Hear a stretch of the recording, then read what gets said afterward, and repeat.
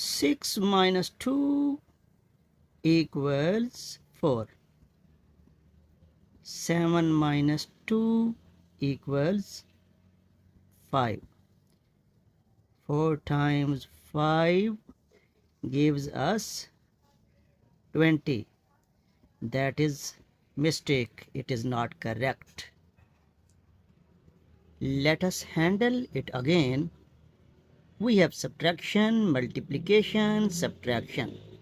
Remember that multiplication has higher priority than subtraction, and this subtraction has higher priority over this subtraction because we have to move from left to right.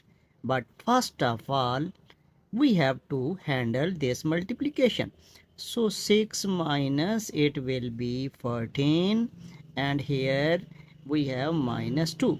Now by moving from left to right, we will have minus 8 minus 2, which will gives us minus 10.